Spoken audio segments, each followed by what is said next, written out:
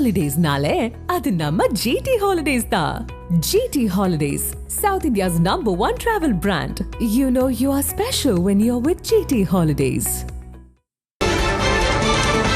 Edappadi K Palaniswami தலைமையில் அதிமுக மாவட்ட செயலர்கள் கூட்டம் துவங்கி இருக்கிறது. மாவட்ட செயலர்கள் கூட்டத்தில் சட்டமன்ற தேர்தல் குறித்து விவாதிக்கப்படலாம் என்று எதிர்பார்க்கப்படுகிறது. அண்மை செய்தியை பார்க்கிறோம். சென்னை ராயப்பேட்டையில் இருக்கக்கூடிய அதிமுக அலுவலகத்தில் மாவட்ட செயலர்கள் கூட்டம் துவங்கி இருக்கிறது. விவரங்களோடு இணைந்திருக்கிறார் செய்தியாளர் சந்தானம். அவரோடு பேசலாம். சந்தானம், அதிமுக மாவட்ட செயலர்கள் கூட்டம் துவங்கி இருக்கிறது. இந்த கூட்டத்தில் என்னென்ன விஷயங்கள் எல்லாம் விவாதிக்கப்படும்? மாநிலங்களவை தேர்தல் குறித்து என்ன முடிவு எடுக்கப்பட போகுது? கார்த்திகா, தமிழகத்துல சட்டமன்ற தேர்தல் நெருங்கி வரக்கூடிய நிலையில தற்போது அதிமுக பொதுச் செயலாளர் தலைமையில் அதிமுக மாவட்ட செயலாளர் கூட்டம் சென்னை ராயப்பேட்டையில் இருக்கக்கூடிய எம்ஜிஆர் மாளிகையில தொடர்ந்து இருக்கிறது. இந்த கூட்டத்துல 2 விஷயங்கள் குறித்து விவாதிக்கப்பட இருக்கிறது. ஒன்று, நாளையோடு ராஜ்யசபா காலியிடங்களுக்கான வேட்புமனு தாக்கல் நிறைவடைய இருக்கக்கூடிய நிலையில் அதிமுக சார்பில் 2 இடங்கள் இருக்கின்றன. இந்த 2 இடங்களை யார் யாருக்கு ஒதுக்க இருக்கிறோம் என்பது குறித்தான அறிவிப்பை மாவட்ட செயலாளரிடம் அதிமுக பொதுச் செயலாளர் எடப்பாடி பழனிசாமி மற்றும் மூத்த நிர்வாகிகள் விவாதிக்க இருக்கிறாங்க. ஏற்கனவே எம்பியாக இருந்து வரக்கூடிய தம்பிதுரைக்கு மீண்டும் ஒரு முறை ராஜ்யசபா இடமும், அதே போன்று 2026 சட்டமன்ற தேர்தலில் தற்போது பாமக அன்புமணி ராமதாஸ் தலைமையிலான பாமக தற்போது இந்த கூட்டணியில் இருந்திருக்கும் நிலையில் அவருக்கு ஒரு இடம் வழங்குவதாக முடிவு செய்திருப்பதாக தெரிகிறது. எனவே இது குறித்து மாவட்ட செயலாளரும் விவாதிக்கப்பட்ட பின்னர் அடுத்த ஒரு சில மணி நேரங்களில் இந்த வேட்பாளர் பட்டியலுக்கான அந்த அறிவிப்பு வெளியாகும் என்று தெரிவிக்கப்படுகிறது. அதே போல தற்போது வரை அதிமுக தேசிய ஜனநாயக கூட்டணி உடன்பாடு ஏற்பட்டிருந்தால் கூட தொகுதி பங்கீடு தொடர்பான பேச்சுவார்த்தைகள் வெளிப்படையாக நடைபெறவில்லை. 2 தரப்பிலும் எந்தெந்த தொகுதிகள் தேவை, எந்தெந்த தொகுதிகள் தேவை என எண்ணிக்கைகள் கொடுக்கப்பட்டிருந்தாலும் கூட அதிமுக பொதுச் செயலாளர் அந்த பேச்சுவார்த்தையை தொடங்காமல் இருக்கிறாரு. எனவே எப்படி பேச்சுவார்த்தை நடைபெற இருக்கிறது, கூட்டணி கட்சிகளுக்கு தொகுதி ஒதுக்கீடு செய்தாலும் மாவட்ட செயலாளர்கள் பணியாற்ற வேண்டும் உள்ளிட்ட விவகாரங்கள் தொடர்பாக மாவட்ட செயலாளருடன் விவாதிக்கப்பட இருக்கிறது. கார்த்திகா, சந்தானம், மாவட்ட செயலர்கள் கூட்டம் துவங்கி இருக்கிறது. எடப்பாடி கே பழனிசாமி ராயப்பேட்டை அலுவலகத்திற்கு வரக்கூடிய அந்த காட்சிகளை பார்க்க முடிகிறது. உடன் வேறு யாரெல்லாம் இந்த ஆலோசனை கூட்டத்தில் பங்கேற்க இருக்கிறார்கள்? நிச்சயமா அதிமுக பொதுச் செயலாளர்களை பொறுத்த வரைக்கும் தற்போது 82 மாவட்ட செயலாளர் இருக்கிறாங்க. எல்லாருமே இன்னைக்கு பங்கேற்றிருக்கிறாங்க. மிக முக்கியமான ஒரு ஆலோசனை கூட்டம். தொகுதி பங்கீடுகள் தொடங்குவதற்கு முன்பாக குறிப்பா பார்த்தோன்னா, ஏற்கனவே அதிமுக பொதுச் செயலாளர் கடந்த 2 ஆண்டுகளாக தொடர்ந்து மாதந்தோறும் மாவட்ட செயலாளர்களை சந்தித்து பேச்சுவார்த்தைகளை ஆலோசனை கூட்டங்கள் நடத்தியிருக்கிறாரு. ஒவ்வொரு மாவட்ட செயலாளருக்கும் 2 தொகுதிகள் அவர்களுக்கு கீழே இருக்கும் வகையில் இருக்கும் பட்சத்துல ஒரு தொகுதியில நீங்கள் போட்டியிட்டாலும் மற்றொரு தொகுதியில யார் போட்டியிட்டாலும் வெற்றி பெற வைக்க வேண்டும் உள்ளிட்ட அறிவுரைகளை தொடர்ந்து அவர் வழங்கி வந்தாரு. தற்போது கூட்டணி கட்சிகளுக்கு அந்த ஒரு சீட், அதாவது அவர்கள் போட்டியிட இந்த தொகுதி வேறு சிலருக்கு ஒதுக்கக்கூடிய நிலை ஏற்பட்டிருந்தா கூட கூட்டணிக்காக உழைக்க வேண்டும் உள்ளிட்ட விவகாரங்கள் தொடர்பாக விவாதிக்கப்பட இருக்கிறது. கட்சியினுடைய துணை பொதுச் செயலாளர் நத்தம் விஸ்வநாதன், KP முனுசாமி, அதே போன்று தலைமை கழகனுடைய மூத்த நிர்வாகிகள் SP வேலுமணி, தங்கமணி, TV சண்முகம் உள்ளிட்ட முக்கிய நிர்வாகிகள் அனைவருமே இந்த கூட்டத்தில் பங்கேற்றிருக்கிறாங்க. இந்த கூட்டம் முடிவடையும் தருவாய்க்குள்ள ராஜ்யசபா தேர்தலுக்கான அந்த ஒப்புதல் வழங்கப்பட்டு 2 வேட்பாளருக்கான அறிவிப்பும் வெளியாகும். அதனைத் தொடர்ந்து சட்டமன்ற தேர்தல் நடவடிக்கைகள் தொடர்பாக விவாதிக்கப்பட இருக்கிறது. கார்த்திகா, சந்தானகுமார், உள்ளபடியே ஏற்கனவே அமித்ஷாவை பார்த்துவிட்டு வந்த பிறகு நடைபெறக்கூடிய முதல் கூட்டமாக இருக்கிறது. ஏற்கனவே தொகுதி பங்கீடு தொடர்பாக தொடர்ந்து இழுபறி நீடிக்கக்கூடிய நிலையில வெளிப்படையாக எந்த எண்களும் அறிவிக்கப்படல. இந்நிலையில மாவட்ட செயலாளர்கள் கூட்டத்துல அமித்ஷா சந்திப்பிற்கு பிறகு எடப்பாடி பழனிசாமி கலந்து கொள்ளக்கூடிய நிலையில என்னென்ன விஷயங்கள் முக்கியமாக விவாதிக்கப்படும்? இந்த கூட்டம் அப்படிங்கிறது எவ்வளவு முக்கியத்துவம் வாய்ந்ததாக பார்க்கப்படும்?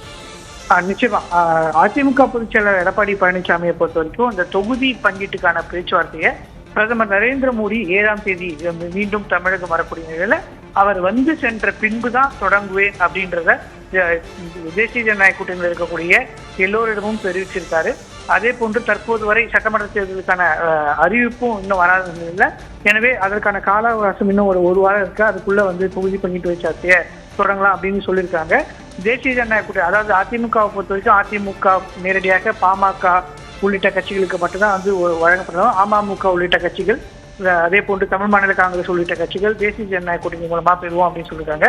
எனவே அமித்ஷா தரப்பிடம் சந்தித்து அவர் ஏற்கனவே கடந்த வாரத்துல பாஜக தரப்பிலிருந்து கிட்டத்தட்ட 51 தொகுதிகள் கொண்ட பட்டியல் என்பது அவருடைய விருப்பமுள்ள பட்டியலா வழங்கியிருக்கிறாங்க. அதிலிருந்து தொகுதிகளை தேர்வு செய்யப்பட்டு தேசிய ஜனநாயக கூட்டணிக்கு 40 தொகுதிகள் வரை அதிமுக தரப்பிலிருந்து ஒதுக்குவதற்கான வாய்ப்பு இருப்பதா தெரிகிறது. எனவே அந்த தொகுதிகள் என்னென்னவாக இருக்கும் என்பது குறித்து மாவட்ட செயலாளரிடம் பேசுவாரு. குறிப்பா அதாவது அவர்களுடைய தொகுதிகளில் கூட்டணி கட்சிகள் போட்டியிடுவதற்கான வாய்ப்பு இருக்கும் பட்சத்துல அது தொடர்பாகவும் மாவட்ட செயலாளரும் இன்று விவாதிப்பார் என்பதனால மிக முக்கியமான கூட்டமாக பார்க்கப்படுகிறது. தற்போது வரை அதிமுக பொதுச் செயலாளர் அமித்ஷாவை தெரிவித்து வந்தாலும் கூட அந்த கூட்டத்துல என்னென்ன விவகாரங்கள் குறித்து விவாதிக்கப்பட்டது என்பதற்கான முழு விவரம் வெளியில்லை. ஏன்னா கடந்த முறை பார்த்தோன்னா நம்ம அதிமுக பொதுச் செயலாளர் எடப்பாடி பழனிசாமியோடு அமித்ஷா சந்திப்பின் போது கட்சியினுடைய முக்கிய நிர்வாகிகள் அவரோடு இருந்தாங்க.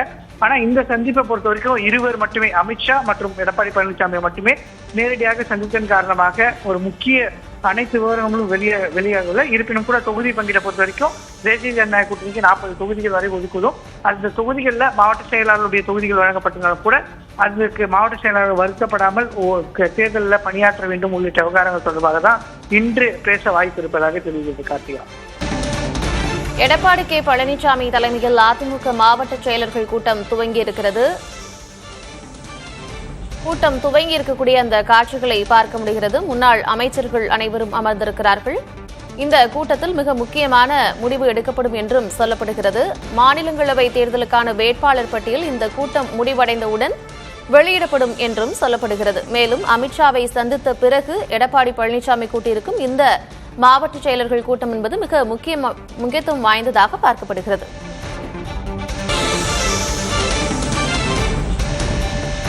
அதிமுக மாநிலங்களவை பிரதிநிதிகள் யார் என்று இன்று முடிவெடுக்கிறார் எடப்பாடி பழனிசாமி. நாளை மாநிலங்களவை தேர்தலுக்கான வேட்புமனு தாக்கல் முடிவடையக்கூடிய நாளாக இருக்கக்கூடிய நிலையில் இன்று அந்த முடிவு எடுக்கப்பட வேண்டும் என்ற கட்டாயம் இருக்கிறது. இந்நிலையில் இந்த மாவட்ட செயலர்கள் கூட்டமும் கூட்டப்பட்டிருக்கிறது. விவரங்களோடு மீண்டும் இணைந்திருக்கிறார் செய்தியாளர் சந்தானம்.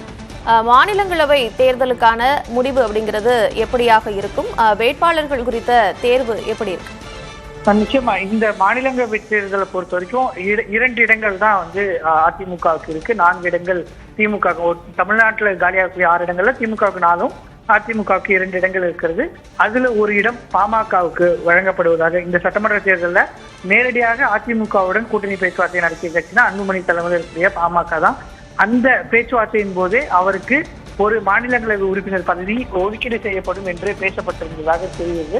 அதன் அடிப்படையில இது காலியாக இருக்கக்கூடிய 2 இடங்கள்ல ஒரு இடத்தை கூட்டணி கட்சியாக இருக்கக்கூடிய பாமகவுக்கு ஒதுக்க இருக்கிறாங்க. எனவே அன்புமணி ராமதாஸுக்கு அந்த இடம் என்று தெரிகிறது. மீதம் இருக்கக்கூடிய ஒரு இடத்தை பொறுத்த வரைக்கும் தம்பிதுரை தொடர்ச்சியாக எம்பியாக டெல்லியில செயல்பட்டு வருகிறார். குறிப்பாக கடந்த 5 ஆண்டு காலங்கள்ல டெல்லியில அவர் மூலமாகவே பாஜகவின் சந்திப்புகளுக்கான ஏற்பாடுகள் தொடர்ந்து நடைபெற்றது. டெல்லி அரசியல தம்பிதுரை அதிமுக தரப்பிலிருந்து கவனித்து வரக்கூடிய நிலையில மீண்டும் அவருக்கே அந்த இடம் வழங்கப்படுவதற்கான வாய்ப்பு இருப்பதாக தெரிகிறது. எனவே இந்த வேட்பாளரை பொறுத்த வரைக்கும் எந்த ஒரு சர்ப்ரைஸும் இருக்காது அப்படின்றதான் அதிமுக தரப்பிலிருந்து தெரிகிறது. அன்புமணிக்கு ஒரு இடமும் அதே போன்று தம்பிதுரைக்கு ஒரு இடமும் வழங்கப்பட வாய்ப்பு இருப்பதாகவும் இந்த அறிவிப்பு வெளியான உடனே இன்று இரவே கூட அன்புமணி ராமதாஸ் அதிமுக பொதுச் செயலாளரை அவருடைய இல்லத்துல சந்திப்பதற்கான வாய்ப்பு இருப்பதாக தான் தெரிகிறது. எனவே 2 இடங்களுக்கான வேட்பாளர்கள் இன்று அறிவிக்க அதிமுக திட்டமிட்டிருக்கு. நாளை இறுதி நாள் என்பதால நாளை காலை 10:30 மணி அளவுல வேட்பாளர்கள் தங்களுடைய வேட்புமனுவை தாக்கல் செய்ய திட்டமிட்டிருக்கிறாங்க. எனவே அதற்கான ஏற்பாடுகளை செய்ய சொல்லி ஏற்கனவே அதிமுக தரப்பிலிருந்து தெரிவிக்கப்பட்டிருப்பதாகவும் இந்த மாவட்ட செயலாளர் கூட்டத்துல முறைப்படி அவர்களுடன் கலந்து ஆலோசனை செய்துதான் அறிவிக்க வேண்டும் என்பதற்காக தான் தற்போது வரை அறிவிப்பு வெளியாகவில்லை என்றுதான் அதிமுக தரப்புல நம்ம பேசும்போது தெரிகிறது. எனவே அந்த 2 இடங்கள்ல தற்போது அதிமுகவுடைய பொதுச் செயலாளர் எடப்பாடி பழனிசாமி மாவட்ட செயலாளருடன் விவாதிக்கப்பட்ட பின்பு அந்த பட்டியலை அறிவிப்பார் என்று தெரிவிக்கப்படுகிறது. கார்த்திகா, சந்தானம், இன்று எவ்வளவு நேரம் இந்த மாவட்ட செயலர்கள் கூட்டம் நடைபெற வாய்ப்பு இருக்கு? நிச்சயமா பல்வேறு முக்கிய விஷயங்களாக பார்க்கப்படுறதுனால ஒரு 4 மணிக்கு தொடங்கி 4:15 தொடங்கி இந்த ஆலோசனை கூட்டத்தை பொறுத்த வரைக்கும் ஒரு 6 மணி வரை, அதாவது ஒரு 1.5 மணி நேரத்துக்கு மேலாக நடைபெறக்கூடிய இந்த ஆலோசனை கூட்டமாக நடைபெறும் என்று எதிர்பார்க்கப்படுகிறது. முதல்ல மாநிலங்களவை விவகாரம் தொடர்பாகவும் அதனைத் தொடர்ந்து சட்டமன்ற தேர்தலுக்கு எவ்வாறு பணியாற்ற வேண்டும், கூட்டணி கட்சிகளோடு இணைந்து எவ்வாறு பணியாற்றுவது, தொகுதி பங்கீடு எவ்வாறு நடைபெற இருக்கிறது என்பது குறித்து அவர் அதிமுக பொதுச் செயலாளர் எடப்பாடி பழனிசாமி விரிவாக பேசுவார் என்று தெரிவிக்கப்படுகிறது.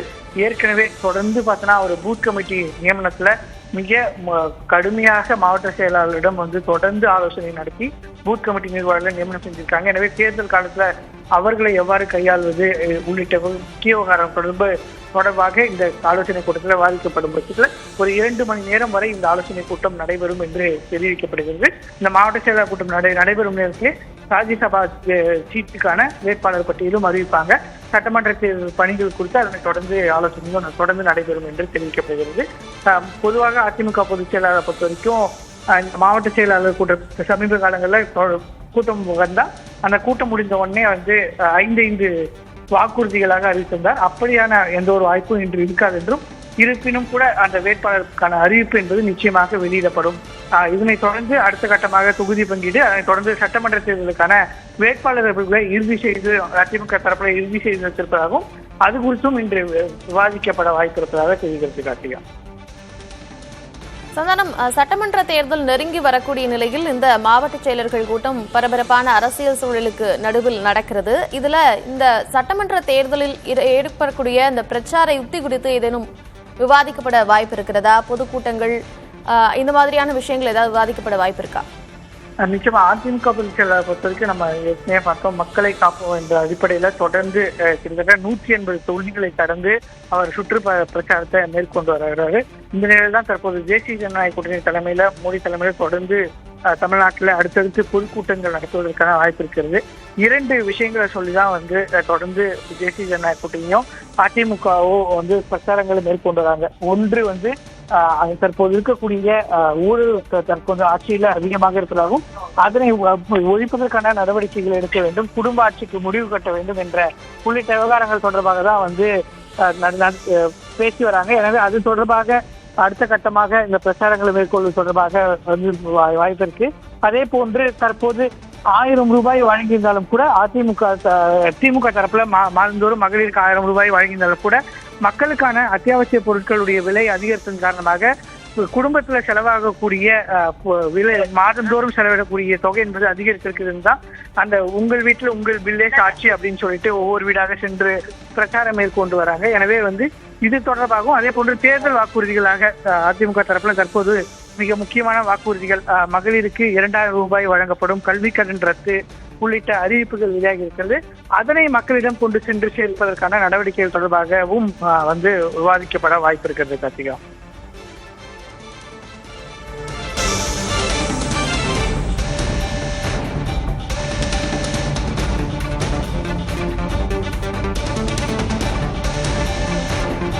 யாரை மனதில் வைத்திருக்கிறார் எடப்பாடி பழனிசாமி? மாநிலங்களவைக்கான அதிமுக வேட்பாளர் யார் என்ற கேள்வி தொடர்கிறது. இன்று மாவட்ட செயலர்கள் கூட்டம் நடைபெறக்கூடிய நிலையில் அதிமுக மாநிலங்களவை வேட்பாளர்கள் பட்டியல் வெளியாகும் என்று எதிர்பார்க்கப்படுகிறது. ஹாலிடேஸ்னாலே அது நம்ம GT Holidays தான். GT Holidays, South India's #1 travel brand. You know you are special when you're with GT Holidays.